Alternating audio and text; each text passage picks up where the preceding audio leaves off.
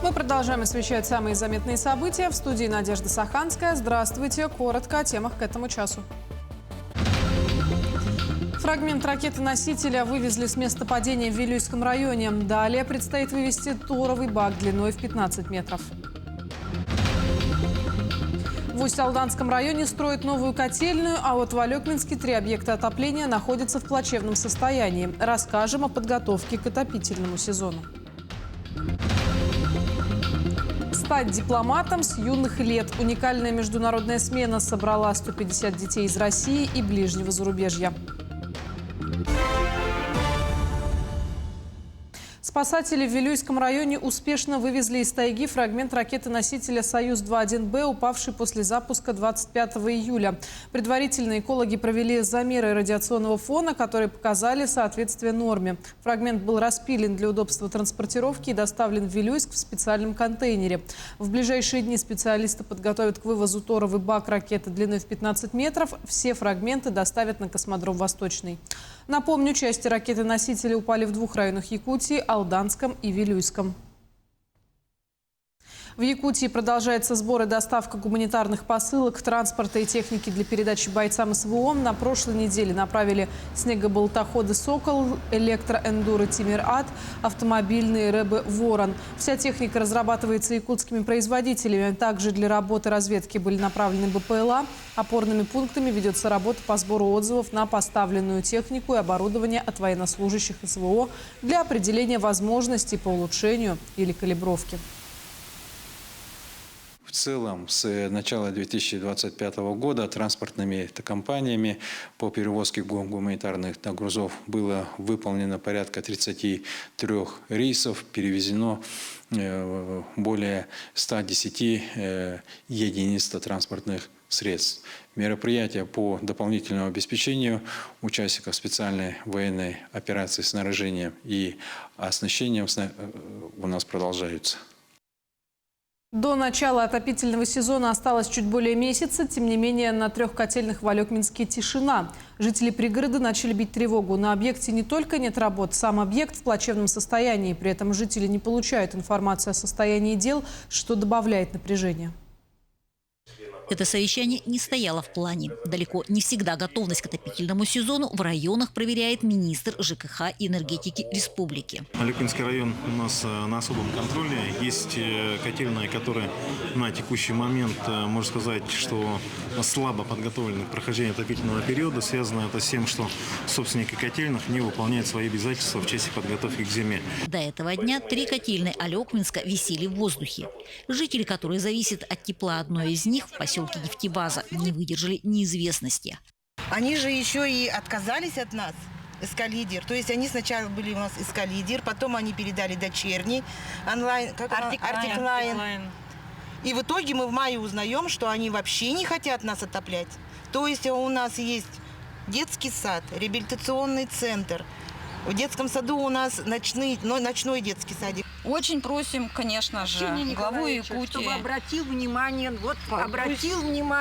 на нашу вот эту чрезвычайную ситуацию. Обсудив состояние котельной, принято решение по эксплуатации ее ГУПом. Подключено там более 60 объектов, значит, больше 10 административных объектов и больше 50 объектов жилого сектора. Вот. Ну, безусловно, это один из приоритетных вопросов, которые мы сегодня рассмотрели. Есть вопросы и по котельным микрорайона АТП и Эврики. В первом случае речь идет о передаче объекта, во втором – о возможной смене ресурсника. Пока вопросов значительно больше, чем ответов. Тем не менее, по словам министра ЖКХ, люди получат услуги в срок. Да, бывают вопросы, связанные именно с качеством предоставляемых услуг. Здесь уже в рамках взаимодействия с ресурсоснабжающими организациями аварийно-восстановительные бригады будут оперативно реагировать на нештатные ситуации. В случае, если это имеет уже системный характер, жители могут обратиться в соответствующие органы или в Министерство ЖКХ и энергетики, которое повлияет на данную ситуацию. Касаемо, значит, других источников тепловой генерации, также приняты решения о передаче их в другие ресурсоснабжающие организации, в том числе и ГУП ЖКХ. По остальным объектам ГУПа ЖКХ на территории Алюкминского района готовность и у других ресурсоснабжающих организаций готовность к отопительному периоду оценивается удовлетворительно. Елена Фаст, Максим Копылов, Алёкминск. Действительно, отопительный сезон не за горами. В Усть-Алданском районе другая картина. Там функционирует 10 теплоснабжающих организаций. Сейчас в районе взамен старой строится новая мощностью 4 мегаватта. Здание аварийной котельной было построено в 1987 году. Деревянная конструкция не отвечала нынешним стандартам. Сейчас идут сварочные работы дымовой трубы. Срок сдачи объекта в сентябре, к началу отопительного сезона. Новая котельная будет отапливать и 9 многоквартирных, и 16 частных домов. В перспективе и 2 социальных объекта. За прошлые года у нас большие проблемы были в этой котельной из-за того, что старый подрядчик находился в стадии банкротства.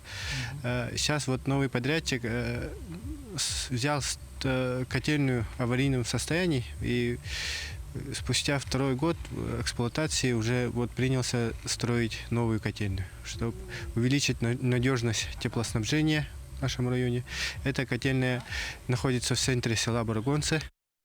В Вилюйском профессионально-педагогическом колледже имени Николая Чернышевского продолжается набор абитуриентов на 25-26 учебный год. На базе 9 классов широкий выбор специальностей от дошкольного образования до электромонтажа и ремонта автомобилей. На базе 11 классов углубленное изучение педагогики, коррекционного образования и адаптивной физической культуры. Также ведется прием документов на 15 бюджетных мест в филиале города Ленска по специальности преподавания в начальных классах и в поселке Кысыл-Сыр по профессии оператор и бурильщик. Всего 230 бюджетных мест. На данный момент подано более 400 заявлений. Документы принимаются до 15 августа. Основное отличие нашего колледжа в том, что прием по специальности коррекционная педагогика в начальном образовании ведется только в нашем колледже на базе 11 класса. С этого года все поступающие будут обучаться по федеральной программе «Профессионалитет». Также в новом учебном году откроются 2 специализированных мастерских по специальностям коррекционная педагогика и педагогика дополнительного образования. Якутские офтальмологи бьют тревогу. Состояние зрения современных детей ухудшается. Близорукость, выявлявшаяся, как правило, в школьном возрасте, все чаще диагностируют у детсадовцев.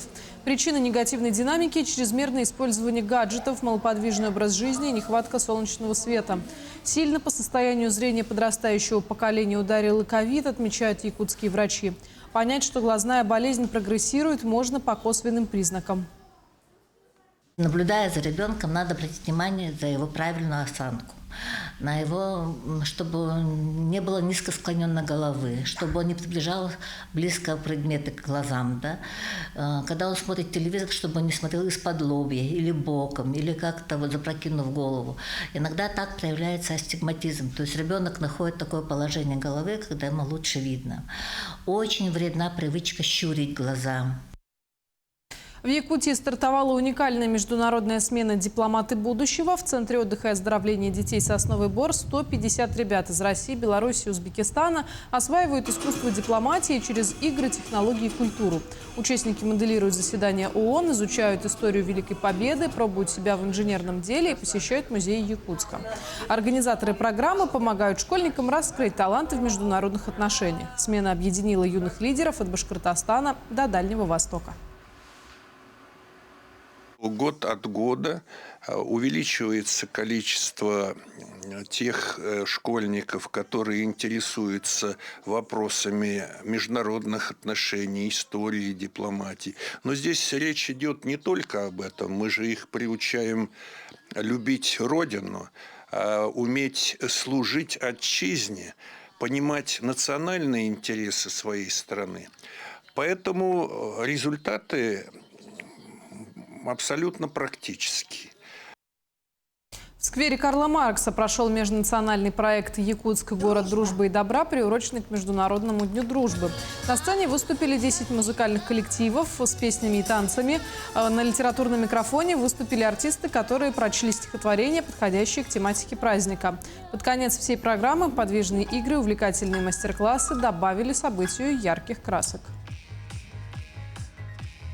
Сегодня у нас в программе мастер-классы по береговым игрушкам, по азбуке кириллица, по народным узорам. У нас в музыкальной программе будут представлены разные танцевальные номера, музыкальные номера, а также литературный микрофон, где будут озвучены стихи на разных языках. Цель этого мероприятия именно объединение всех народов России, которые здесь живут, и, естественно, отлично отметить этот праздник. Обширное и интересное в познавательном плане мероприятие «7-я республиканская экологическая экспедиция Кюн-Эко» в этом году проходит в Кимпендяе. Основной контингент – школьники из вилюйской группы улусов и города Якутска, которые отдыхали в центре Сир-Устара. К ним из столицы приехали ученые, экологи с большим познавательным багажом и самой настоящей лабораторией, ну и, конечно, с книгами. Школьники были горды вступлением в ряды зеленых пионеров Якутии. Также много впечатлений осталось от полевых исследований и пешего похода в местность Юдняк-Кая.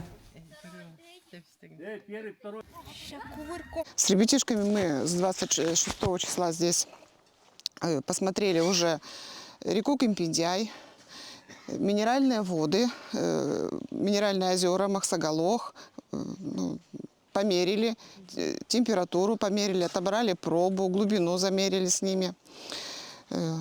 Потом пошли смотреть, эти минеральные озера, они образовались за счет разгрузки подземных вод. И потом пошли на сользавод с ними, чтобы воочию посмотреть, как подземные воды изливаются на поверхность. В Чурапчинском улусе в местности Магаи прошел первый семейный экологический забег Амгаран. Главной особенностью праздника бега стал семейный на 2 километра 100 метров. В этот день собралось 30 семей. Победителями забега стала семья Драгуновых. В этом забеге самым незабываемым и ярким моментом стал праздник разноцветных экологических красок. Помимо забега провели конкурс по сбору пластиковых крышек. Далее экологический забег Амгаран продолжит свой путь в заречных улусах.